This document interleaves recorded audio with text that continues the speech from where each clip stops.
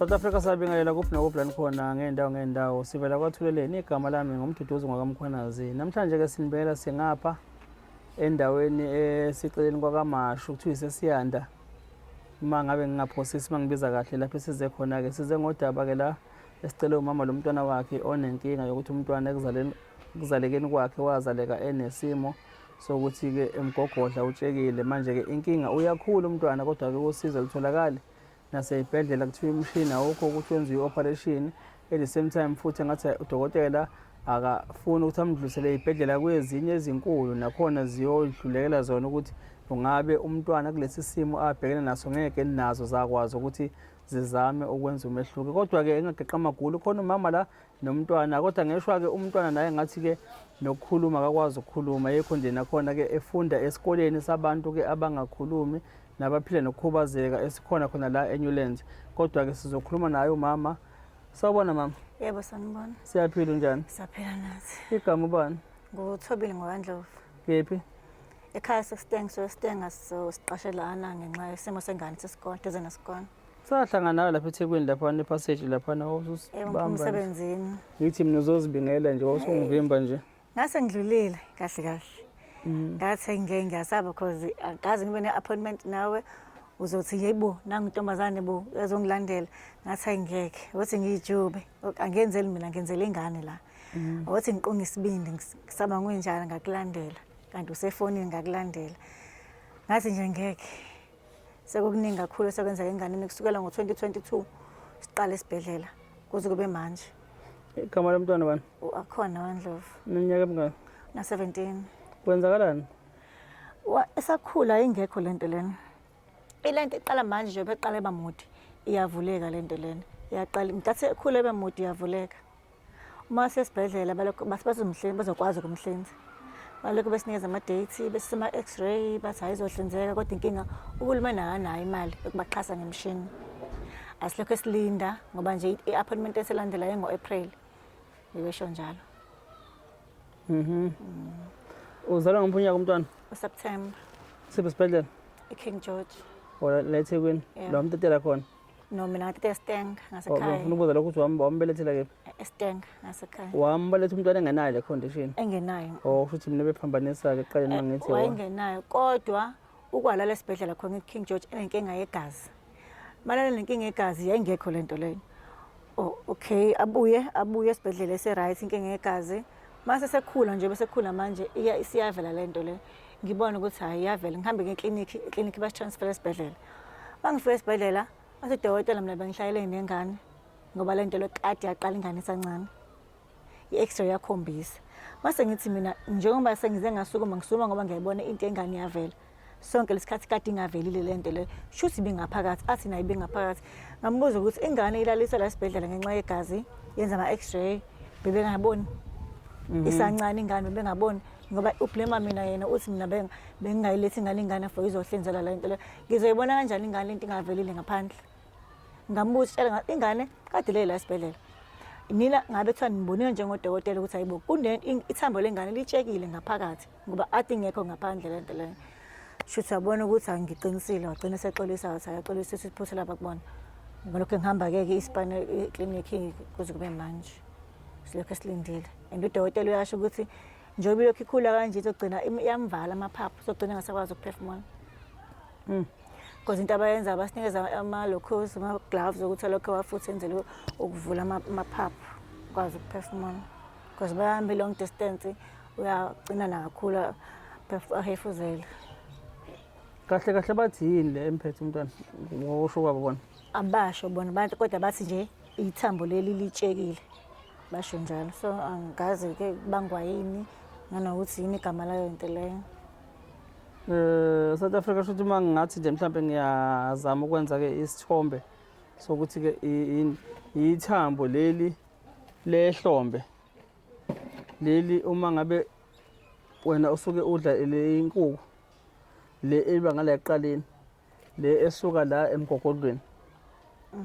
Ngicabanga ukuthi ngizama ukwakhela umuntu olalele ekhaya isithombe yese ngoba bathi leli thambo leli la libonakala kahle-ke uma ngalichaza mhlawumbe ngenyama yenkukhu noma ngichaza inyama yenkukhu nje yabo. Njengoba uma uqukula inyama yenkukhu uyayibona ngathi ayilingani le nto ziphiko lakhona. Feke kukhona leli pathi encane bese kuba khona le enkulu egcineni la. Yileyo phathi-ke le shuthi leli thambo leli abalishoyo. Liqhoshile yena. Sekube isikhathi esingakanani ukuqhubeka esibhedlela ma? Siqala ngo-2022. Isibhedlela khona King George? King George. Saqala khona nje. Ngamcela udokotela ukuthi hayi ngoba nesimshini yakhe ngicela ungitransfer esibhedlela ngcono. Wathi kuyafana ngisho ngitransfer lo sibhedlela nakhona uhulumeni akanayo imali yokuxhasa zonke izibhedlela. Kuyafana ngeke ngize ngithole usizo even ngane makusiphi isibhedlela. Angilokho ngibuya nje ngize kubona ngilokho ngibuya ngize kubona. Uma uthi lokhu ubuza kubona bona khona uxhasa abazolithola nini ngeke lithole lezinye izibhedlela. Bathi njengoba ngilokho ngibuya ngizobe sengicheck ukuthi usebaxhasile yini. Shuthi ifana ngilinde uhulumeni aze baxhasa mase kuyimali wazi ukuhlinza ingane. Because njengoba sizohamba nje next month bebethe ngiqala ngifone before sifike ngalokho ngizela ubala. Angifone ngibuza ukuthi uhulumeni usebaxhasile yini before size sigibele.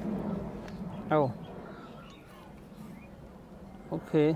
Yabona nje ukuhamba nengane unethemba lokuthi babhala phansi kwi-form ikhadi lakhe admission. Uyafika lapha kuthiwa ngesisakwazi. Ngoba uhulumeni akanayo. Bathi hamba nobuya ko TV. Mase niyabona ukuthi uhulumeni akanayo imali yokuxhasa. Ngavela ngayitshela ukuthi hayi shuthi sengize ngavumelise ukuthi hayi shuthi ingane yozifi nje nashuthi ngaphela udokotela uyasho futhi sigcina sizogcina ngasakwazi ukuphefumula. Umuntu masakazi ukuphefumula shuthi ukufa lokho. Ukukhuluma khona uzalwe vele noma bengakhuluma because babezama ukumenza operation endlebeni ngoba kezwa ngithi bazama umenza operation kathiwa ayingeze kwazi ukuhlinzeka ngcono hamba esikoleni se-sign language. Oh akezwa futhi akakhuluma. Yeah. Manje babe bazomenza operation endlebeni eyizokwazi ukuthi babetshela ukuthi mhlawumbe konke eblockile ngoba wayesamncane konke eblockile engakwazi ukuhlinzeka mase evula umsindo. Mabese bamcheck bathola ukuthi hayi ngeke kuze kukwazi ukuhlinzeka.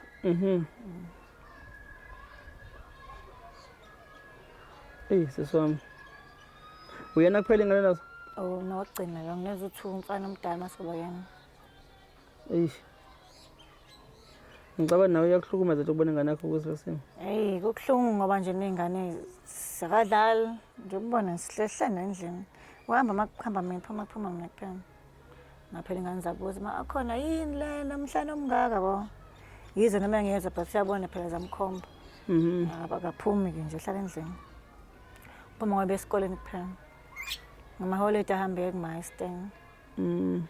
Esikoleni sabo lana ngabacela futhi esikoleni ngacela uprincipal ukuthi ngicela ngibhale incwadi abhayile esibhedlela asho ukuthi uyacela bandle bephuthumisa ingane because wabhala wathi ingane ibuye ingasakwazi ukusayina kahle nje bekhuluma ngezandla ibuye ingasakwazi ukusayina kahle ucela bemphuthuma ingane behlinza bayifunda basinika i-date admission masifane admitter bathi ayikho ke machine.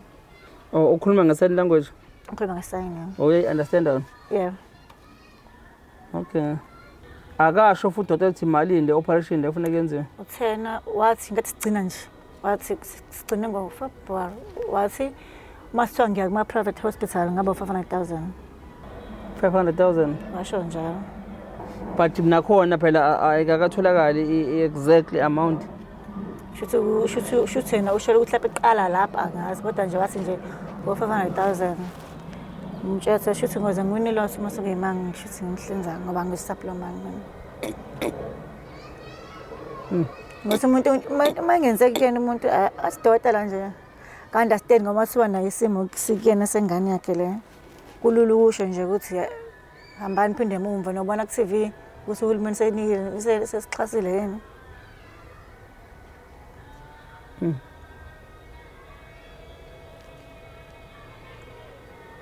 500,000. Manje konkosi Albert thula ukwazi umusa khona. Ngenxa yakho udokotela. Ngenxa yakhe ngamcela. Cela ngitransfer ngoba phela ngeke ngize ngikwazi ukuhamba ngina ifile. Yes, yeah. Futhi awuvete usuhamba esibhedlela ngaqala ngeclinic, faqala eclinic bekuni transfer. Afana ngize ifile ngiyibonele ngizamele kwezinye ibhedlela nami ke list. Yawathi nje ngeke. Kodwa isupport uyasupport babakhe. Ngashona babakhe. Oh, nxeso. Yo. abasekhaya kubo kwakhe? Bamgcina ngomngcwabo babakhe. Hmm? Bamgcina ngomngcwabo babakhe. Abakubo? Mina nomama nje.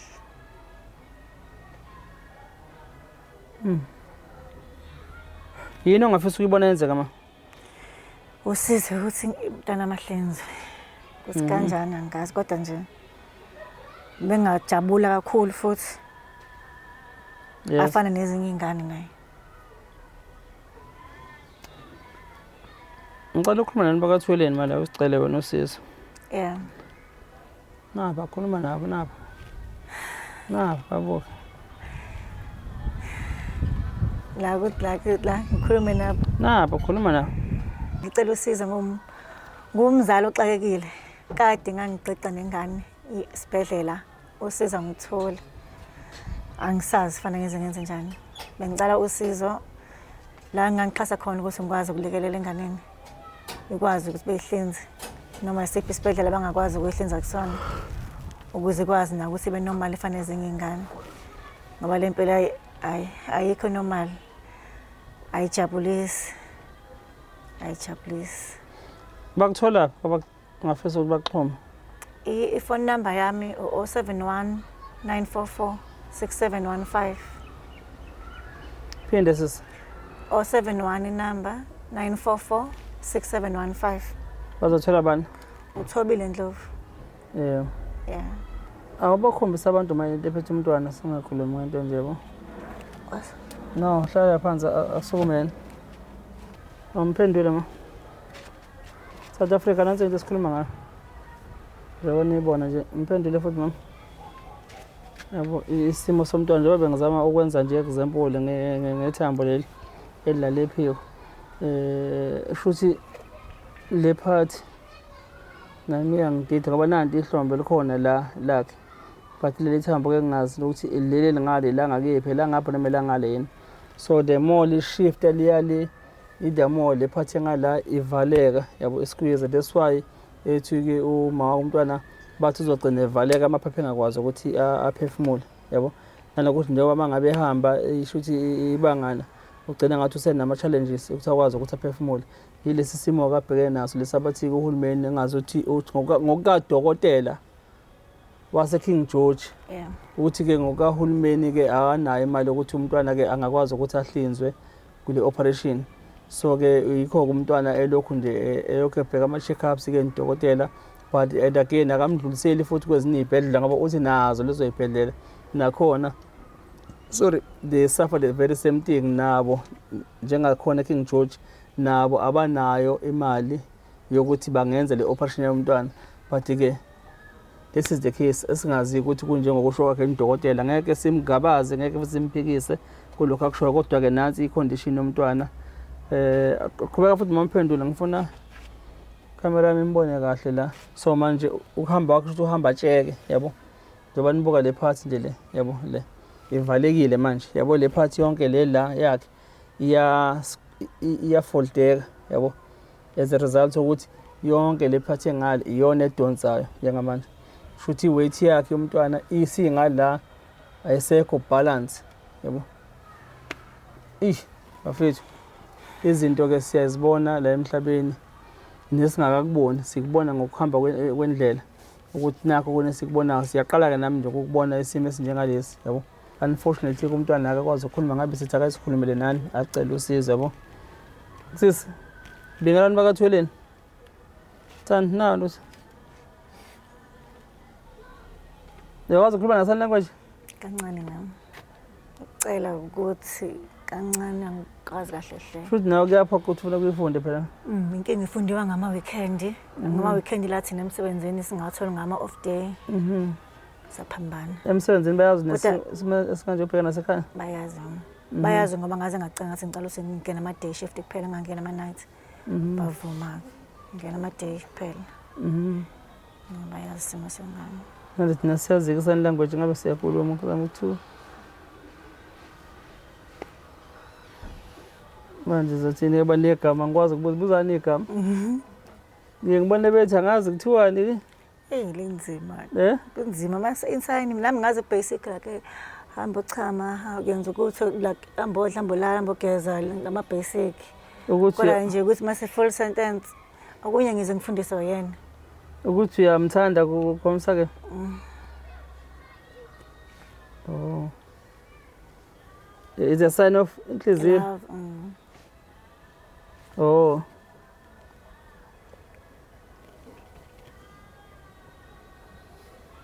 Asho nami ngayizama ukufunda. Ngaze ngenza ama-video la efonini okunye ngibona efonini okunye. Oh yena usewa-understand kwama-sign language ngendlela? Ngendlela ngavela esikoleni ayikho enye ilanguage ngaphandle kwayo. Yo Nkosi. This is the challenge-ke lesibhekene nathi na-ke endle emnyama endle impisholo ngoba izinto ebesingazazi lezi yabo. Bekuye nje kuthiwe ngasekhaya uma kunomuntu ongakhulumi kuthiwe nje kanjalo angithi akuphele kanjalo. Into ama-sign language ingekho siyibona manje la siqala khona ukuthi kwasekuney'kole kufanele bayihambe bayifunda. Sesibabona bevele naku-TV manje thothi uyakhuluma umongameli ngapha na isithombe lesincane ngala kukhona naye yabo. And I'm sure ukuthi 90% of us abasuke bebuka i-TV abagxili lapha nasithombe silesana yabo. So umuntu osuke ekhuluma nge-sign language because we don't understand yabo. But expecting ukuthi nabe bakwazi ukuthi bakhulume nathi ngeke sikwazi uku-understand.